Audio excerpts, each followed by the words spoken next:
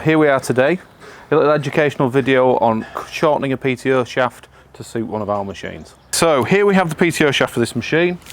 As ever, when delivered, there's a chance it will be too long. So we'll have to cut it, and that's what we're going to get into now. So here we are with our professional collector on the back of our trusty old Ford 4000. Being an older tractor, you can remove the safety guard so you can get in and see what you're doing. Modern ones you won't, but the principle's the same. You see your PTO shaft here, 6 spline 540 PTO shaft. There's a notch in it there, which is where it locks into when you slide your shaft over. It's exactly the same on the machine end. So what we want is the shaft shortening so it can be locked on one end but still be able to hook onto the other while the machine is attached with its 3-point linkage. So what I'm going to do is measure from the back of the notch on this one to the tip of the shaft on the machine, and that should give us our overall length of what we want the PTO shaft to be.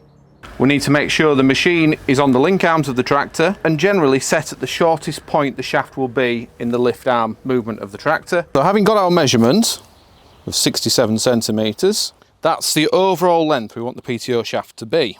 What you need to do at this point, once you've got your measurement, is get your PTO shaft, slide it apart,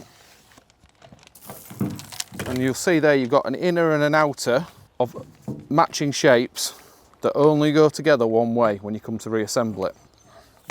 So what you need to do at this point is, it's handy done on a bench or something like that, is lay that on top, and that's the start at that end, a flush end there.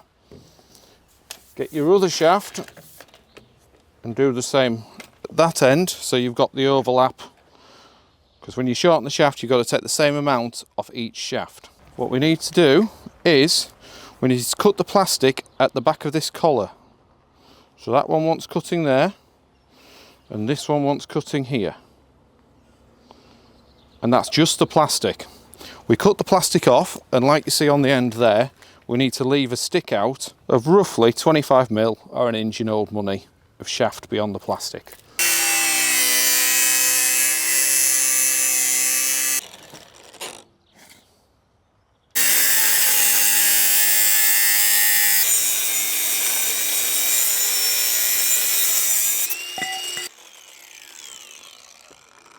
It's just a case of deburring all the edges, of course, giving it a nice clean up with a file, and then we'll get some grease put on and it all reassembled back together again. Time for a bit of grease before you reassemble the shaft. Just pump some in the middle there. This particular shaft, it has a flat side to one of the points, and that means it only goes back together one way in the other half of the tube. Slide them together like that, and there we have it. Shortened. So as with all new PTO shafts, just get some grease into the universal joints at the end before you fit them. Just a couple of pumps, you don't need a lot, but it'll make it last a lot longer if you grease it. You can see on this particular shaft it's got a picture of an arrow and a tractor to that end. Outer sleeve end always goes to the tractor.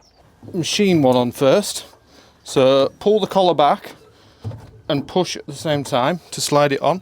You see how we just cut so we can slide that across the end of the shaft there, and then we can rotate it, line up the splines, pull collar back, fit it on the splines, give it a shove, lock it in position, locked on there. Safety guard back on the PTO. A more modern tractor will probably have somewhere to anchor the PTO chain on the side of this guard, somewhere here or here. I'm afraid in this circumstance we don't have that, so I'm going to anchor it round one of these drop arms on here for the pickup hitch that isn't in use on this particular job.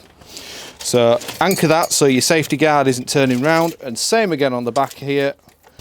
So anchoring the safety chain on the machine end, this has a hole in the guard at the side. Thread the chain through, back on itself, and lock it off like that, and that stops the outer guard turning when the machine's in use, keeping it all nice and safe. So there you are, PTO shaft shortened to suit the tractor and machine. The principle's the same on whichever tractor you're using and whatever size machine you've got. Grease it before you put it on, and because it's a new PTO shaft, once you've done a few hours work, a day's work with it, whip it off, slide it all apart, give it another good coating of grease, and it'll last you a long time.